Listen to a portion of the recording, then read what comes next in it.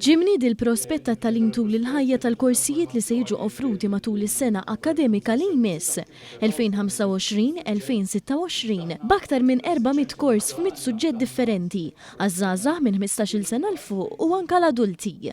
Din it-tnedija hi parti mit-twettiq tal-Istrateġija Nazzjonali għat-Tagħlim tul il-ħajja 2023-2030 li għandha lan li tibni soċjetà informata, reżiljenti u b'aktar ħiliet. Waqt konferenza tal-aħbarijiet ġie spjegat li l-istudenti jistgħu jażlu minn klassijiet wiċċ imb' wiċċ, lezzjonijiet online jew korsijiet li l-istudenti jsegwu bil-pass tagħhom. Ħaddiema li jaħdmu bix-xift jistgħu jibbenefikaw minn metodu ta' tagħlim b'taħlita ta' sessjonijiet online diretti u rekordjati. Il-prospett joffri firxa ta' korsijiet ġodda fosthom suġġetti ta' xjenza u teknoloġija diġitali. Il-kategorija tal-arti kreattiva twessad biex tinkludi korsijiet uniċi bħalma huma dawk tar-rakmu fid-deb, l-arkett u l-interzjar. Għal dawk interessati fl-istudji umanistiċi l-korsijiet il-ġodda jinkludu ħiliet tal-ġenituri, korsijiet ta' nutrizzjoni u soċjoloġija.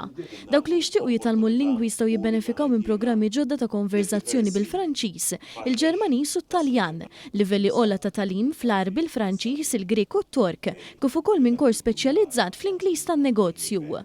L-anzjani ta' 60 sena jew aktar huma intitolati għal kors wieħed b'xejn fis-sena. Hemm ukoll eżenzjonijiet minn ħlas għal dawk li jirċievu benefiċċji soċjali u dawk li għandhom il-karta tad-diżabilità.